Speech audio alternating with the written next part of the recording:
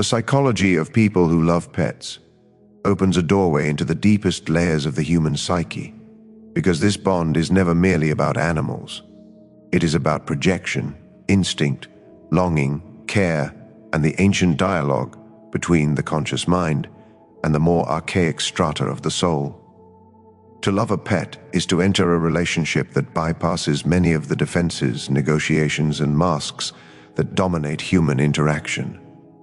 It is a form of relatedness that feels immediate, wordless, and emotionally honest, and for this reason, it reveals psychological truths that are often hidden elsewhere. From a depth psychological perspective, animals occupy a symbolic position that predates civilization. In the archetypes and the collective unconscious, it is shown that animals appear across cultures as carriers of instinct, vitality, and primordial wisdom. They represent aspects of the psyche that existed before language, morality, and social conditioning. When a person forms a deep attachment to a pet, they are not only responding to the animal's behavior, but to what the animal awa kens within them. The pet becomes a living symbol of instinctual life, present, responsive, embodied, and free from the self-consciousness that burdens human relationships. Many people who love pets experience this bond as safer than human connection. Psychologically, this is significant. Human relationships are saturated with projection, expectation, judgment, and historical memory. Pets, by contrast, do not demand coherence of identity. They do not ask who you were yesterday or who you will become tomorrow. They respond to presence. This quality aligns with what is described in Modern Man in Search of a Soul as the psyche's longing for immediacy in an increasingly abstract world. The modern individual, fragmented by roles and performance, finds in the animal a mirror that reflects being, rather than image. Attachment theory provides one layer of explanation. Research by John Bowlby and later Mary Ainsworth demonstrates that attachment bonds are formed through consistency, responsiveness, and emotional safety. Pets often provide precisely these conditions. They offer predictable affection, attunement to emotional states, and a lack of complex relational threat. For individuals with histories of insecure attachment, animals may become primary attachment figures, not as substitutes for humans, but as corrective emotional experiences. The nervous system learns, often for the first time, what it feels like to be met without intrusion or abandonment. Yet the psychological meaning of loving pets goes beyond attachment. It touches the realm of projection and integration. In Aeon, it is argued that what is unconscious is often projected onto external figures. Animals, because they are symbolically open and morally neutral, easily receive projections of tenderness, loyalty, innocence, and unconditional love. The danger lies not in projection itself, which is inevitable, but in remaining unconscious of it. When conscious, projection becomes a bridge to self-knowledge. The L of one feels for a pet often reveals capacities for care, patience, and devotion that the individual may not recognize in themselves. At the same time, pets frequently carry the projected image of the inner child. Winnicott's concept of the transitional object illuminates this dynamic. A pet can function as a living transitional presence, something both other and intimate, external yet emotional. Why internalized? Through caring for a pet, individuals re-experience dependency and responsibility in a non-traumatic form. Feeding, protecting, and soothing an animal becomes a way of symbolically reparenting parts of the self that were once neglected or overwhelmed. This is why the bond often feels disproportionately intense. It is addressing unfinished psychological business. In symbolic psychology, animals are closely linked to the shadow. In symbols of transformation, it is noted that animals often represent instinctual energies that consciousness has not yet assimilated. modern culture frequently represses instinct in favor of control, productivity, and rationality. Pets reintroduce instinct into daily life. They remind their owners of rhythms that cannot be optimized: hunger, rest, play, bodily affection, death. To love a pet is to allow these rhythms back into consciousness. It is no coincidence that people often report feeling more alive, grounded, or emotionally regulated in the presence of animals. The love of pets also reveals something about power and vulnerability. Human relationships are entangled with power dynamics, negotiation, and fear of judgment. With animals, power exists but is simplified. The human is responsible, the animal dependent. This asymmetry can be dangerous if it feeds domination, but in healthy bonds it awakens care rather than control. In the development of personality, it is suggested that maturity involves the capacity to hold power responsibly. The pet becomes a psychological training ground for ethical authority, authority expressed as protection, consistency, and restraint rather than coercion. Grief offers another crucial insight. The loss of a pet often triggers grief that feels socially illegitimate yet emotionally overwhelming. This disproportion reveals the depth of the bond. In Death and the Psyche, it is argued that grief corresponds not to the social status of what is lost, but to the psychic role it played. Pets often occupy central positions in the emotional economy of a person's life. They witness private moments, offer companionship without evaluation, and share daily rituals. When they die, the psyche loses a stabilizing presence, and the grief exposes how much psychic energy was invested in that relationship. The cultural minimization of this grief adds a secondary wound. When society dismisses pet loss as trivial, individuals are forced to mourn privately, compounding isolation. This dynamic parallels other forms of disenfranchised grief and reveals how deeply the human psyche relies on symbolic recognition to process loss. Animals, though non-human, occupy profoundly human psychological spaces. There is also a compensatory dimension to pet love in the relations between the ego and the unconscious. It is suggested that the psyche compensates for one-sided conscious attitudes. In lives dominated by intellectualization, emotional restraint, or social performance, pets compensate by drawing attention to feeling, spontaneity, and embodiment. They interrupt rumination with presence, anxiety with routine, and isolation with touch. The psyche uses the animal relationship to restore balance. His compensatory function is especially visible in urban and technologically saturated environments. As direct contact with nature diminishes, animals become one of the last accessible bridges to the natural world. They bring soil, fur, sound, and unpredictability into controlled spaces. Psychologically, they counteract dissociation. Studies in environmental psychology and biophilia theory support this, showing reduced stress, improved mood, and increased emotional regulation in the presence of animals. What appears sentimental is, at its core, regulatory. The love of pets also challenges narrow definitions of relationship. In the psychology of the transference, it is emphasized that relatedness is not limited to human-to-human interaction. The psyche forms bonds wherever meaning and emotion circulate. Pets are not symbolic stand-ins for humans. They are relational partners in their own right, though of a different order. To dismiss these bonds as inferior is to misunderstand the psyche's capacity for connection across forms of life. At a deeper level, animals often mediate the relationship between consciousness and the unconscious. Dreams frequently feature animals at moments of psychological transition. They appear as guides, threats, companions, or messengers. When individuals live with pets, this symbolic presence enters waking life. The boundary between symbolic and literal softens. The psyche is reminded daily that it is not purely rational, not purely verbal, not separate from instinctual life. For some individuals, the love of pets intensifies during periods of psychological withdrawal from humans.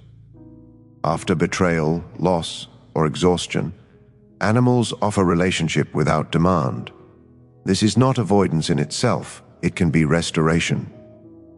In the practice of psychotherapy, it is argued that withdrawal can serve healing when it allows the psyche to regain equilibrium. Pets often accompany people through such periods, functioning as silent witnesses while the our world reorganizes. However, psychology also cautions against idealization. When animals are burdened with the expectation to meet all emotional needs, imbalance can arise. Over-identification risks turning the pet into a repository for unresolved human longing. Depth psychology insists on awareness rather than moral judgment. The question is not whether one loves a pet deeply, but whether that expands or contracts the psyche. Does it open the individual to greater relatedness overall, or does it become a refuge from all human complexity? In healthy forms, love for pets often enhances human empathy. Caring for a non-verbal being sharpens sensitivity to subtle cues. It trains attention to tone, movement, and effect. These skills transfer to human relationships. In the undiscovered self, it is suggested that empathy arises from recognizing the other as genuinely other. Animals, precisely because they are not human, strengthen this capacity. They resist projection completely, forcing the psyche to adjust rather than dominate. The ethics of care emerge naturally in these relationships. Responsibility is concrete: feeding, medical care, time, and sacrifice. This concreteness grounds moral feeling in action rather than abstraction. Many individuals first experience sustained responsibility not through ideology or duty, but through caring for an animal. Psychologically, this anchors values in lived experience. As the bond deepens, identity subtly shifts. People who love pets often describe themselves through that relationship: caregiver, companion, protector. These identities may compensate for roles denied or distorted elsewhere. They provide coherence and meaning. In memories, dreams, reflections, it is suggested that meaning arises when inner life and outer action align. The pet relationship often achieves this alignment with surprising purity.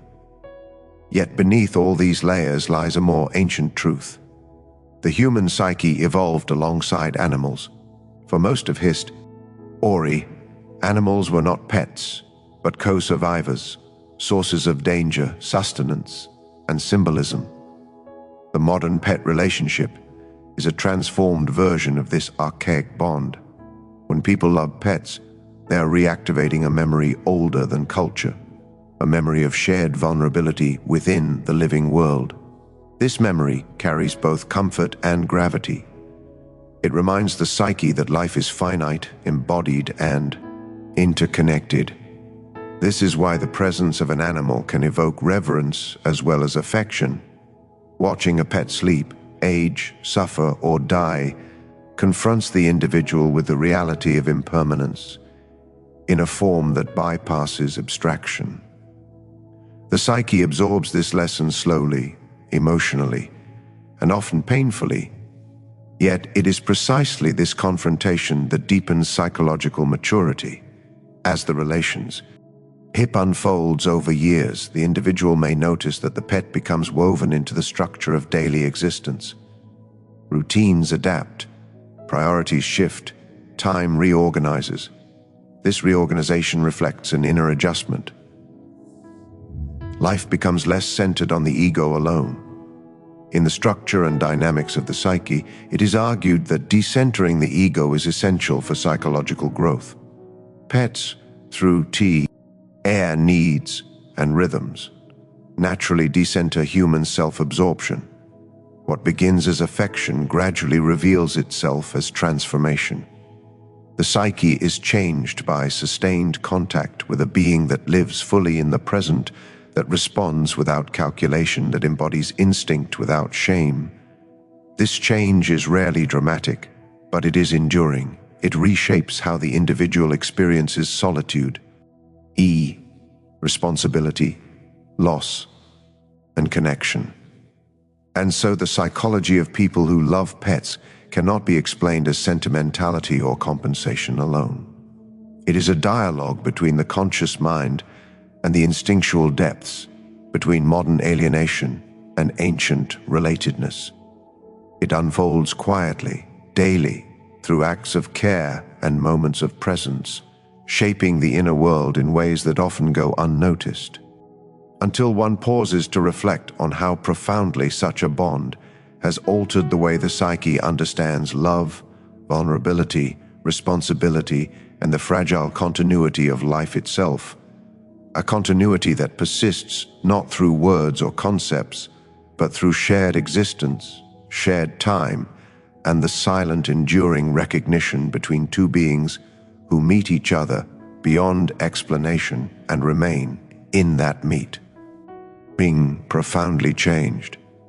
As this recognition deepens, the individual often begins to sense that the bond with a pet is not accidental, but psychologically necessary at a particular stage of life. The psyche draws toward what it lacks, and for many, what is lacking is uncomplicated presence. In a world increasingly dominated by abstraction, performance, and speed, the animal anchors experience in immediacy. It insists on now. Hunger cannot be postponed by ideology. Affection cannot be simulated. Illness cannot be rationalized away. The psyche, confronted daily with these realities, is pulled out of dissociation and back into embodied life. This return to embodiment has profound psychological consequences. Much human suffering arises from the split between thought and feeling, intention and action. In the practice of psychotherapy, it is suggested that neurosis often reflects a failure to live symbolically, to allow meaning to take form in concrete action. Caring for a pet restores this symbolic living. Feeding becomes an act of nourishment that resonates beyond calories. Walking becomes a ritual of shared movement. Touch becomes a language without deception. These acts are simple, yet their repetition builds an inner coherence that many complex human relationships fail to provide. The animal's responsiveness to emotional states further intensifies this effect. Pets often attune to shifts in mood with remarkable sensitivity. They approach when sadness deepens, withdraw when tension rises, remain close during silence. This responsiveness creates a feedback loop between inner state and outer response that reinforces emotional awareness.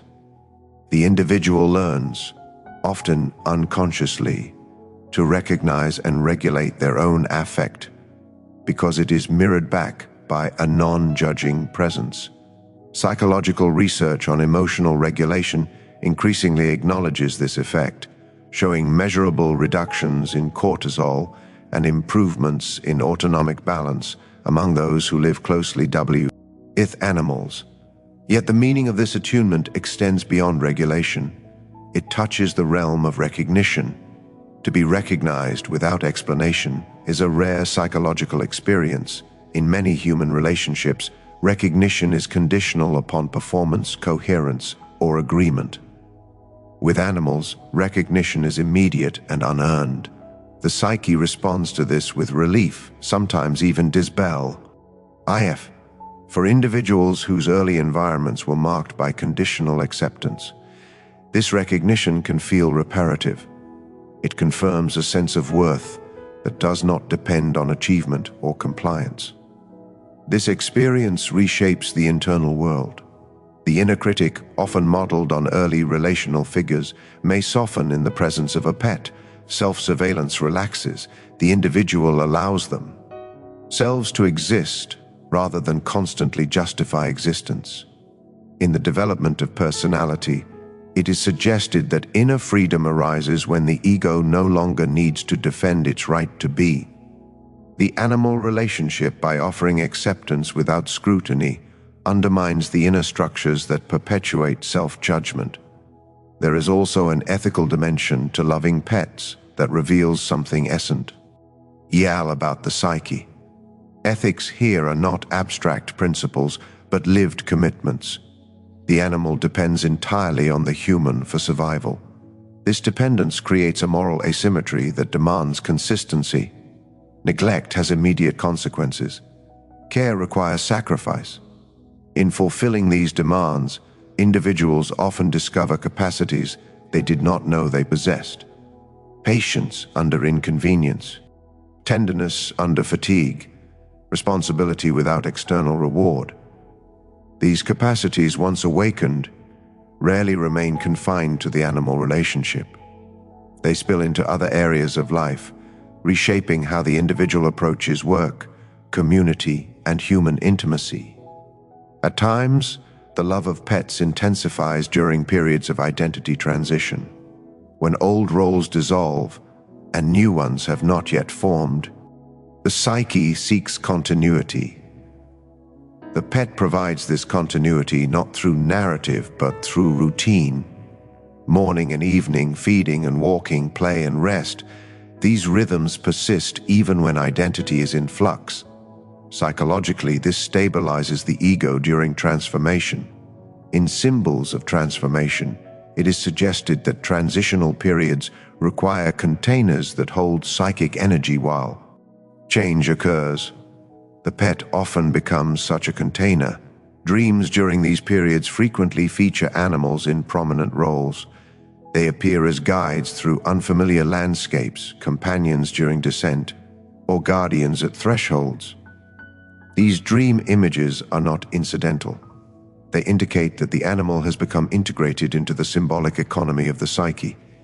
The boundary between outer relationship and inner image dissolves. The pet is no longer merely an object of affection, but a mediator between conscious and unconscious life. This mediation becomes particularly evident when the animal falls ill or ages.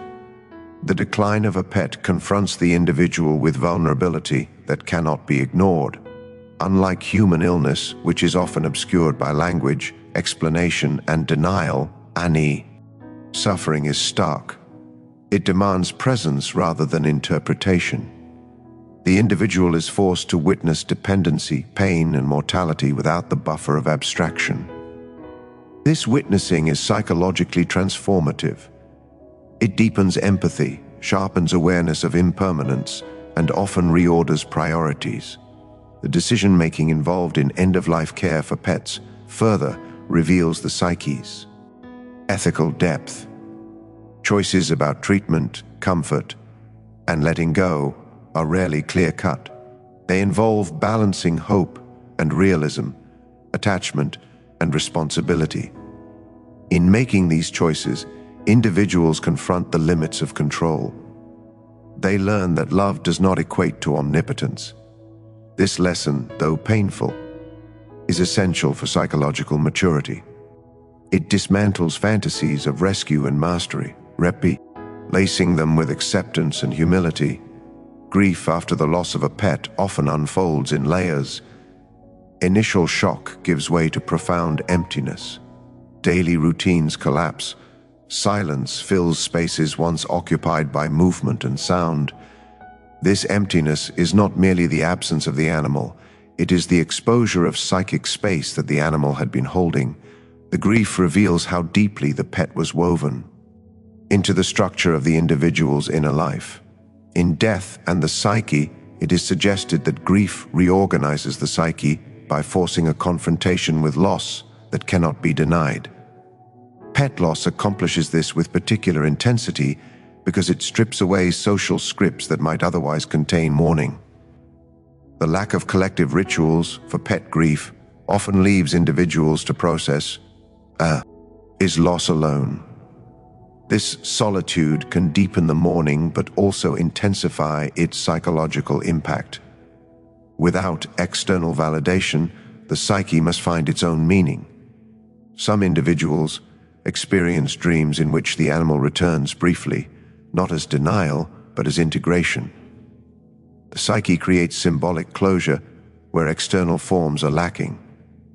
These dreams often carry a sense of peace rather than long, indicating that the bond has been internalized. As time passes, the individual may notice that the qualities embodied by the pet, patience, presence, loyalty, have taken root within themselves. This internalization marks a crucial psychological shift. The love that once flowed outward returns inward in transformed form. The pet, though gone, continues to shape the psyche. In the structure and dynamics of the psyche, it is noted that internalization is the mechanism through which relationships become enduring psychological resources. The animal becomes part of the individual's inner world, influencing behavior and values long after physical separation. For some, this transformation leads to renewed openness toward human relationships. Having experienced non-judgmental presence, the individual may begin to seek or offer it elsewhere. Boundaries become clearer, expectations more realistic. The psyche, having learned through the animal relationship that love does not require perfection, becomes more tolerant of human imperfection.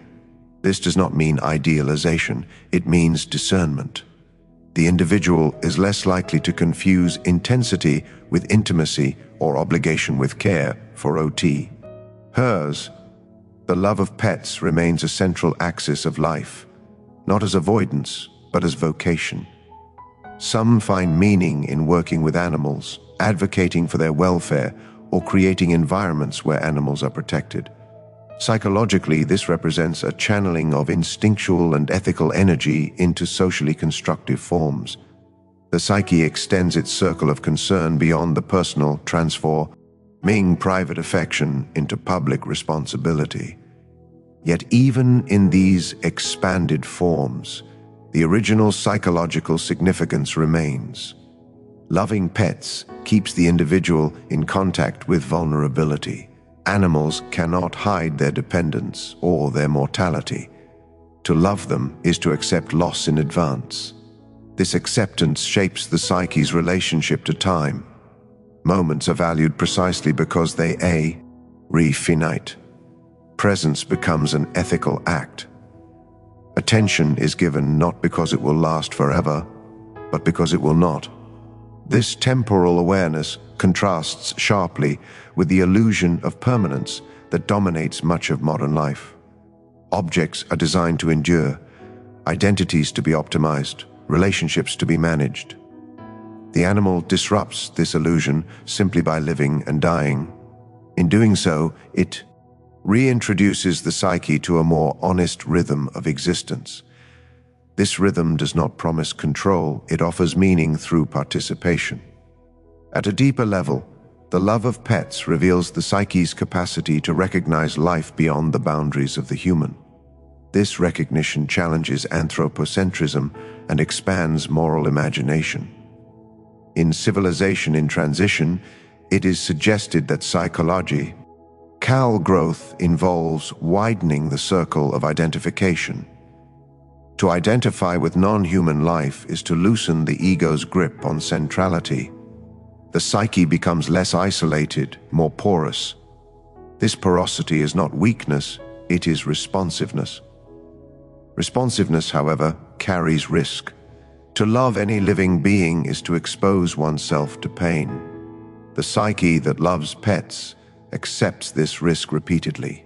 This accepting contradicts the defensive strategies that dominate much human behavior. Rather than minimizing vulnerability, the individual chooses it knowingly. This choice reflects a mature psychological stance. The recognition that a life protected from pain is also protected from depth. Depth psychology emphasizes that meaning arises through encounter, not avoidance. The encounter with animals offers a RM of meaning that is immediate and embodied. It does not require belief or interpretation. It is lived through care, presence, and loss.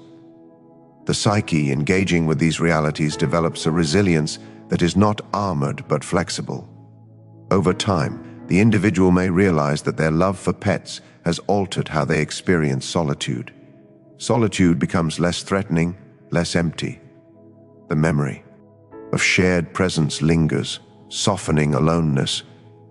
Even without an animal physically present, the psyche retains the imprint of companionship. This imprint counters existential isolation. It reminds the individual that connection is possible beyond language and role. This realization often brings a quiet gratitude that is difficult to articulate. The individual recognizes that the animal did not rely accompany them through life. It taught them how to be in life. It taught them to notice small shifts, to respect dependency, to tolerate loss, and to remain present despite impermanence. These lessons were not delivered as doctrines, but as experiences repeated over time. As the psyche integrates these lessons, it becomes less driven by compulsion and more guided by choice. The love of pets, once a relationship, becomes a psychological orientation. The individual approaches life with greater attentiveness, patience, and humility. They are more willing to care without guarantee, to commit without certainty. This orientation shapes decisions large and small, often without conscious recognition. And so the psychology of people who love pets reveals itself not as a sentimental attachment, but as a profound engagement with instinct, vulnerability, and meaning. It is a relationship that bypasses the defenses of the ego and speaks directly to the deeper layers of the psyche. It teaches through presence rather than instruction, through loss rather than promise. As this teaching continues to unfold across a lifetime, it reshapes the individual's inner world in subtle yet enduring ways, leaving behind not merely memories of affection, but a transformed capacity for connection that persists quietly within, influencing how the psyche meets the world, how it endures solitude, how it faces mortality, and how it continues again and again to choose presence over withdrawal, care over indifference, and living relationship over the safety of emotional distance. As this capacity for connection deepens, the individual may begin to notice that their relationship with animals subtly reshapes their perception of themselves as a moral and emotional being. The ego, which once organized life around control, prediction, and self-justification, is gradually displaced by a more relational center. The psyche becomes less concerned with dominance and more attentive to responsiveness. This shift is not dramatic. It unfolds quietly through repeated acts of care, through the discipline of showing up even when tired, through the humility of adjusting one's plans to the needs of another living being. In this way, love for a pet becomes a daily ethical practice rather than a feeling alone.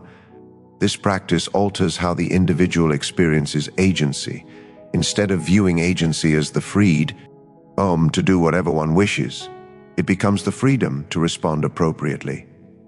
Responsibility no longer feels like an external imposition, but an inner alignment. In the practice of psychotherapy, it is suggested that psychological health is marked by the ability to act in accordance with inner truth rather than external compulsion. Caring for a pet trains this ability with remarkable efficiency. Animals' needs are real, immediate, and non-negotiable. Responding to them cultivates a form of agency grounded in reality rather than fantasy. Over time, this grounded agency can soften patterns of avoidance and self-absorption. Many individuals discover that their anxiety diminishes in the presence of animals because the psyche is drawn out of anticipatory fear and into concrete engagement. Worry, which feeds on imagined futures, loses momentum when attention is anchored in the present moment. The animal does not live in hypothetical time, it lives in rhythms of now. To align with these rhythms is to temporarily escape the tyranny of incessant mental projection. This escape is not regression, it is restoration. The psyche, having tasted this restoration, often seeks to preserve it. Individuals may restructure their lives to accommodate their animals, choosing environments, schedules, and even careers that allow for continued presence. These choices are frequently misunderstood as limitations imposed by attachment. Psychologically, however, they often reflect a revaluation of what constitutes a meaningful life. In Modern Man, In Search of a Soul, it is argued that meaning can be manufactured through external success alone. It arises from alignment between inner values and outer living. For many, the relationship with a pet clarifies these values with surprising precision. This clarification sometimes exposes the hollowness of certain ambitions. Status, accumulation, and constant stimulation lose their appeal when measured against the quiet fulfillment of relational presence. The psyche begins to recognize that fulfillment does not require intensity, but continuity. The daily, unremarkable acts of care take on symbolic weight.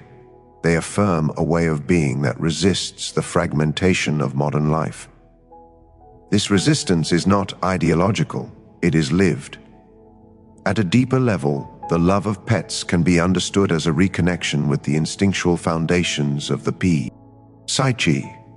In symbolic psychology, instincts are not merely biological drives, but carriers of meaning. They orient the individual toward survival, attachment, and reproduction, but also toward belonging within a larger living system. Modern consciousness often suppresses these instincts in favor of rational planning and social conformity. Pets reactivate them in socially acceptable forms. The urge to nurture, protect, and attune finds expression without shame. This reactivation can be particularly significant for individuals whose instinctual life was pathologized or ignored in early development. Those raised in environments that devalued emotion, touch, or dependency may find in animals a permission to feel. The psyche, long accustomed to restraint, relaxes its grip. Tears come more easily. Laughter becomes spontaneous. Anger dissipates without destruction. These emotional shifts are not signs of weakness. They indicate a psyche rediscovering its natural range. The body plays a crucial role in this rediscovery. Physical contact with animals, stroking fur, feeling warmth, synchronizing movement, anchors the psyche in sensation. This anchoring counteracts dissociation, a common response to chronic stress or trauma. Trauma research has shown that healing requires not only cognitive insight, but bodily regulation. Animals facilitate this regulation without demanding verbalization. The body learns safety through rhythm and touch. The psyche follows. As safety increases, curiosity often returns. The individual becomes more interested in the inner lives of others, human and non-human alike. This curiosity is a marker of psychological health. It indicates that defensive withdrawal has loosened. The world is no longer perceived primarily as a threat, but as a field of potential relationship. The love of pets thus functions as a bridge from isolation to engagement, from self-protection to participation. This participation, however, remains grounded in realism. Animals do not romanticize existence. They embody both play and suffering, vitality and decline. To live closely with them is to witness cycles that cannot be avoided. The psyche, exposed repeatedly to these cycles, develops a more mature relationship to loss. Loss is no longer an abstract catastrophe. It is an anticipated, integrated aspect of love. This integration does not eliminate pain, but it contextualizes it. Pain becomes meaningful rather than senseless. Meaning here is not imposed, it emerges organically. The psyche recognizes that love and loss are inseparable. This recognition challenges the defensive strategies that aim to eliminate vulnerability altogether. In The Undiscovered Self, it is suggested that modern individuals often seek security through control and predictability. Yet this pursuit leads to inner emptiness. The love of pets offers an alternative: security through relationship, through presence that accepts impermanence rather than denying it. This acceptance has ethical implications that extend beyond the individual. Those who develop deep bonds with animals often become more sensitive to suffering in general. Their capacity for empathy widens. They notice injustice, neglect, and cruelty with greater immediacy. This sensitivity can be painful, but it is also activating. It may lead to advocacy, to changes in consumption, to a re-evaluation of humanity's relationship with the natural world. Psychologically, this represents an expansion of the circle of concern, a movement from egocentric to biocentric awareness. In Civilization in Transition, it is suggested that psychological crises often mirror collective imbalances. The growing prominence of pet relationships in modern life may reflect a collective hunger for reconnection with life beyond abstraction. As traditional communal structures weaken, animals fill a relational vacuum, not because they are replacements for humans, but because they embody what is missing: presence, reciprocity, and embodied meaning. The psyche responds to this embodiment with gratitude and devotion. This devotion, however, does not erase ambivalence.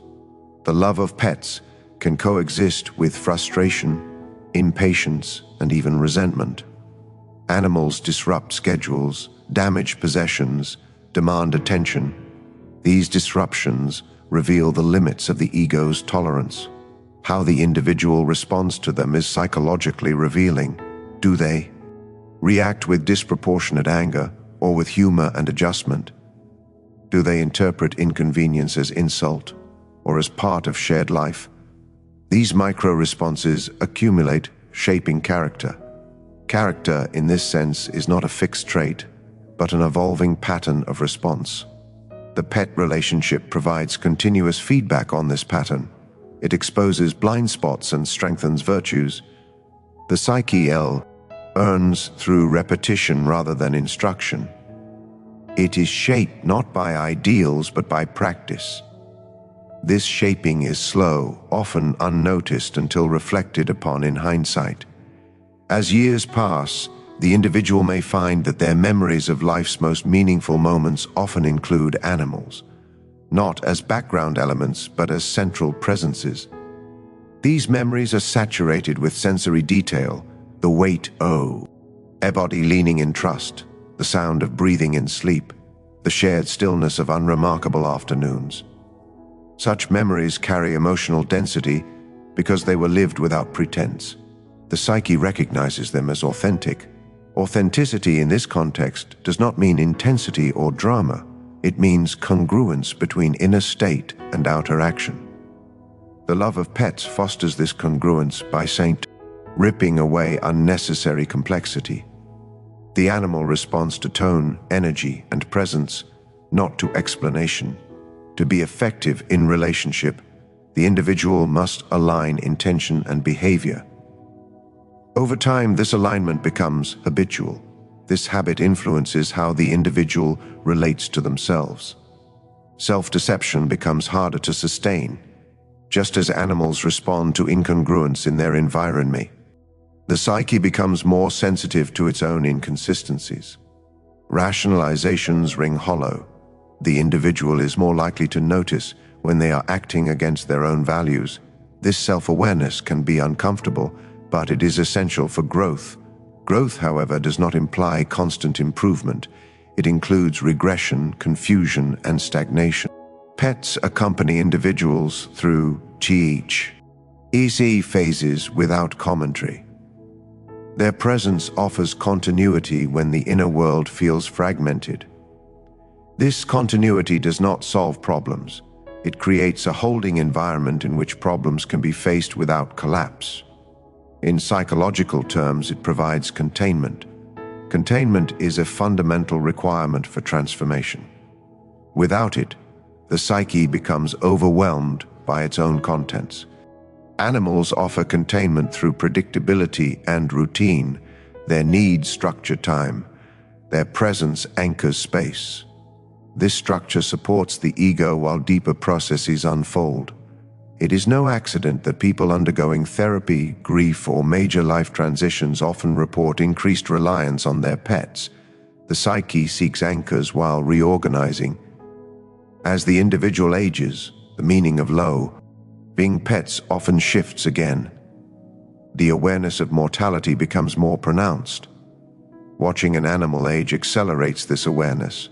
The psyche is confronted with finitude not as a concept, but as a lived reality. This confrontation can deepen existential reflection. Questions about legacy, care, and the value of presence over achievement come to the fore. The animal, nearing the end of life, becomes a silent teacher. The lessons imparted during this time are often subtle but profound. The individual learns to prioritize comfort over prolongation, dignity over denial. They learn that love sometimes means letting go. These lessons challenge the ego's desire for control and permanence. They invite surrender to processes larger than the self. In the structure and dynamics of the psyche, it is suggested that surrender to necessity is not defeat, but alignment with reality. The pet relationship embodies this truth with painful clarity. After loss, the psyche carries forward what has been learned. Even when a new animal enters the individual's life, the previous bond remains active internally. Each relationship builds upon the last, deepening capacity rather than replacing it. The psyche becomes more spacious, more capable of holding attachment and loss simultaneously. This capacity reflects a mature psychological stance toward life itself. At a certain point, the individual may recognize that loving pets has altered their worldview in ways that cannot be undone. They perceive life as interconnected rather than hierarchical, relational, rather than transactional. They value presence over performance, care over conquest. These values may place them at odds with dominant cultural narratives, yet they feel internally coherent. The psyche has found an orientation that resonates with its deeper structure. This orientation does not isolate the individual from humanity, it often reconnects them to it on new terms. Having learned how to be present without judgment, how to care without domination, they approach human relationships with greater humility and patience. They are less inclined to objectify others or to demand perfection. They recognize vulnerability as a shared condition rather than a personal flaw. The psychology of people who love pets thus reveals a quiet but radical transformation. It is not a withdrawal from the world, but a re-entry into it through a different doorway. The doorway is low, unadorned, and easily overlooked. It opens not onto grand narratives, but onto daily acts of care. Yet through this doorway, the psyche rediscovers its capacity for depth, meaning, and connect. This rediscovery does not announce itself as enlightenment. It manifests in choices, in priorities, in the way time is inhabited. The individual may never articulate what has changed, yet their life bears the imprint. They move through the world with a softened gaze, an embodied patience, and an acceptance of impermanence that shapes how they love, how they grieve, and how they remain present. In the face of uncertainty, continuing forward with a psyche attuned not only to human demands, but to the broader, quieter language of life itself. A language learned not through theory or instruction, but through shared existence with another being who asked for little, offered presence freely, and in doing so reshaped the inner landscape in ways that continue to unfold long after the moment of first affection, long after the first touch, long after the final goodbye. leaving behind a depth of understanding that does not seek to conclude itself, but remains open, responsive, and alive. In the end, the psychology of people who love pets reveals something quietly radical about the human soul, that our deepest healing does not always come through mastery, explanation, or triumph, but through relationship that asks us to be present, responsive, and real. To love an animal is to enter a bond where the masks of performance fall away, where the psyche is invited into sincerity rather than superiority. It is here, in the ordinary rituals of care and the unspoken language of shared existence, that the individual relearns what it means to belong to life, rather than to stand apart from it. This love exposes the psyche to truth without humiliation, and to vulnerability without shame. It restores the bridge between instinct and consciousness, between body and meaning, between solitude and connection. Through animals, the human being remembers that compassion is not an abstract virtue, but a lived posture, that responsibility can be a form of freedom, and that presence itself can be redemptive. What begins as affection often matures into wisdom, a recognition that life's value is not measured by control or permanence, but by the depth with which we are willing to meet another being in time. Through the love of pets is not a lesser attachment, nor a sentimental diversion. It is a profound psychological dialogue with existence itself. It teaches the psyche how to stay open in a world that encourages withdrawal, how to care without possession, and how to grieve without closing the heart. In this way, those who love animals are not escaping humanity, but learning, often unconsciously, how to become more fully human.